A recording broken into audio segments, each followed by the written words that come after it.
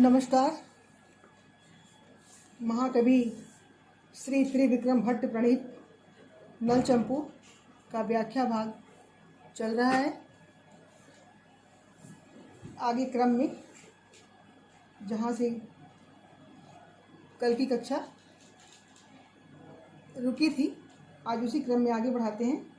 अगला श्लोक है, देखिए श्लोक संख्या 10। निश्चितं ससुरः कोऽपि न कुलीनः समे अमतिः सर्वथा सुर संबद्धम काव्यम यो न अभिनंदति। अब इसको जब हम अन्वय से देखेंगे, ससुरसं बद्धम काव्यम यह न अभिनंदति सह निश्चितं ससुरः कः अपि न कुलीनः सर्वथा समे अमति। कहने का तात्पर्य है, यह जन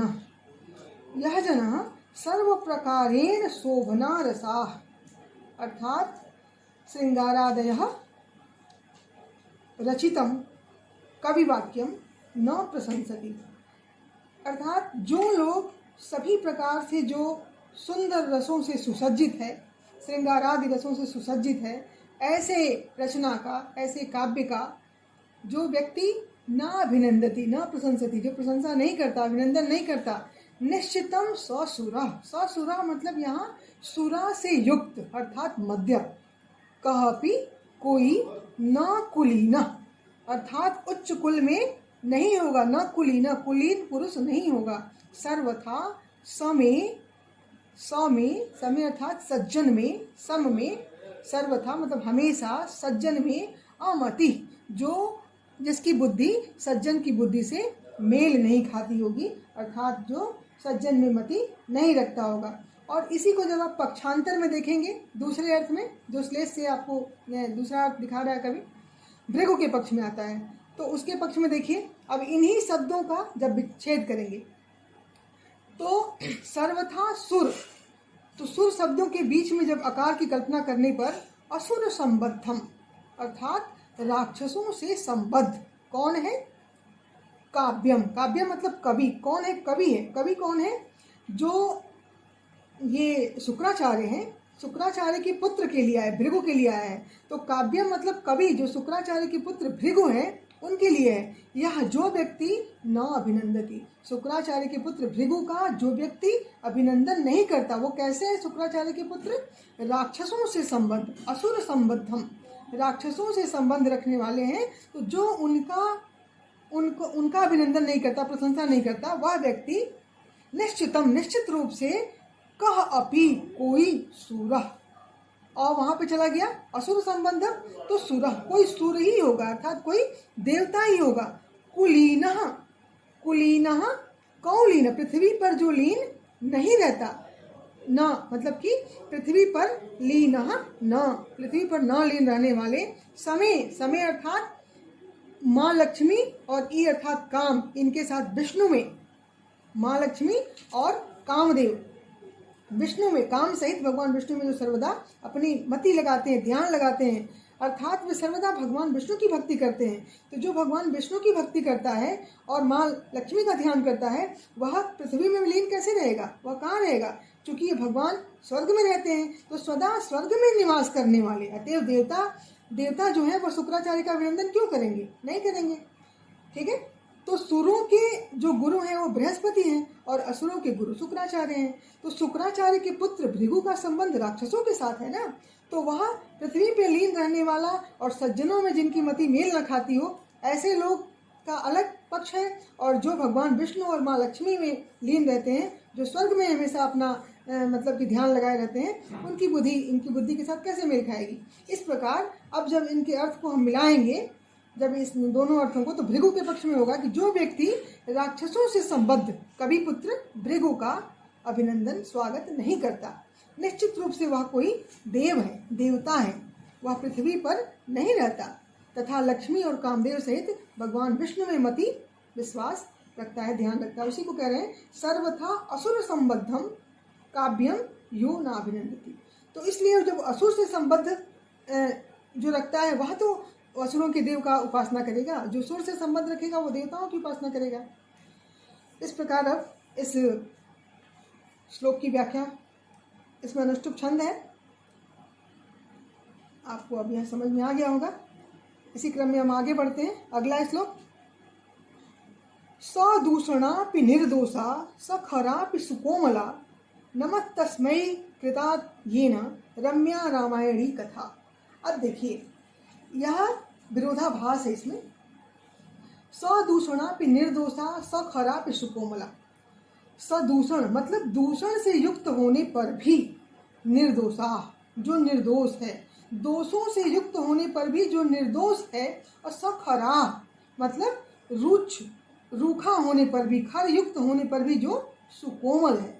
ऐसी क्या है? रम्या रामायणी कथा, ऐसी रमणीय रामायण की कथा है। येन जिसने, कृता जिसने इसको रचा, जिसने इसे लिखा, वह कौन है? वाल्मीकि ऋषि है। तस्मै उस वाल्मीकि ऋषि को नमः, प्रणम्य है वो वाल्मीकि ऋषि। कहने का तात्पर्य यह है कि दूषण भी और निर्दोष, सखरा मतलब खर से युक्त भी और सुकोमल, तो इनमें विरोध की प्रतीति होती है। इसका परिहार कैसे करेंगे? परिहार ऐसे करेंगे कि दूषण और खर यह दोनों राक्षस हैं, जो कि रामायण के एक पात्र हैं। दूषण तथा खर ये दोनों अपात्रता विरोध की प्रतीति कराते हैं। और परिहार पक्ष में कहेंगे तो दूषण नामक राक्षस से युक्त है रामायण की कथा, क्योंकि रामायण में दूषण नाम का पात्र है और फिर भी रामायण की कथा निर्दोष है। और खर नामक राक्षस से भी वह युक्त है, लेकिन फिर भी वह सुकोमल भावों से भावित है। इस प्रकार इसका अर्थ होगा कि दूषण तथा खर नामक राक्षसों के चरित्रों का भी वर्णन जिस रामायण कथा में है, उस रामायणी कथा को सुकोमलता और रमणीयता के साथ, उसकी सुकोमलता और रमणीयता की रक्षा करते हुए जिस महाकवि ने इस रामायणी कथा को सहृदय हृदयाह्लादक बना दिया, ऐसी रचना की, उस आदि कवि वाल्मीकि को प्रणाम है। वास्तव में वह प्रणम्य है, वह नमस्कार के योग्य हैं, स्वागत के योग्य हैं, जिन्होंने इस प्रकार की रामायण की कथा की रचना की। ठीक है, तो यहाँ दूषण तथा खर नामक राक्षसों से युक्त होने पर भी निर्दोष तथा सुकोमल भावों से युक्त रमणीय रामायण की कथा, और जिस कवि ने रची, आदि कवि मुनि वाल्मीकि, को हम प्रणाम करते हैं, ऐसा कवि का भाव है। अगला श्लोक देखते हैं।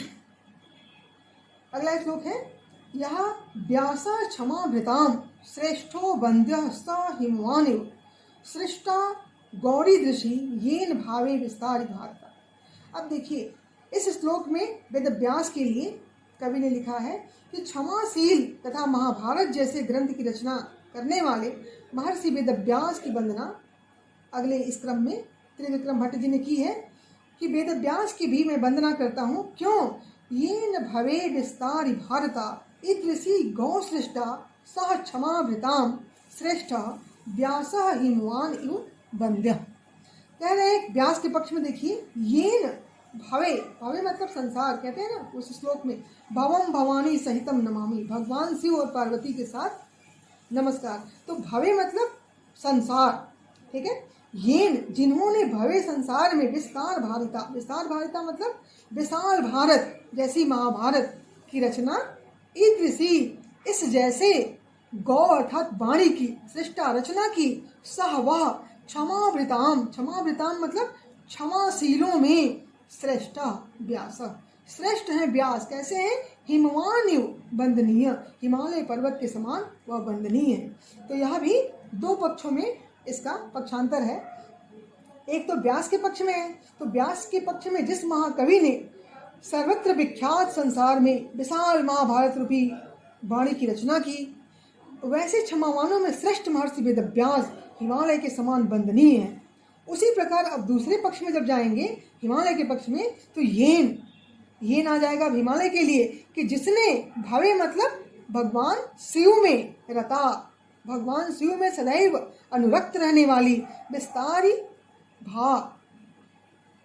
भा मतलब कि जिनका विकास ही, जिनकी कांति ही, जिनकी शोभा ही भगवान शिव के लिए है, ऐसी गौरी दृषि, इस तरह की गौरी की सृष्टा रचना की, सह वह क्षमाभृताम, क्षमाभृताम मतलब अन्य सभी पर्वतों में, श्रेष्ठ हिमालय वंदनीय, वह श्रेष्ठ है क्षमाभृताम में सभी पर्वतों में जो श्रेष्ठ है वह हिमालय भी वंदनीय है।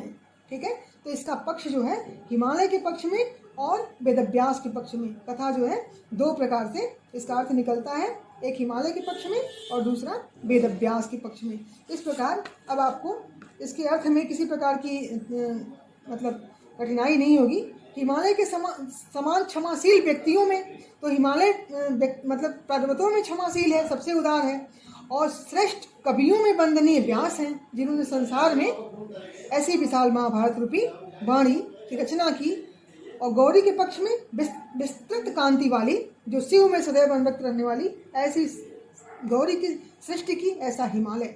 ठीक है, तो अब आप इस श्लोक में भी श्लिष्ट उपमा अलंकार है और अनुष्टुप छंद है। तो अब आपको इसका अर्थ समझ में आ गया होगा। अगर कोई परेशानी होगी तो हमें मैसेज के माध्यम से आप बताएंगे। धन्यवाद।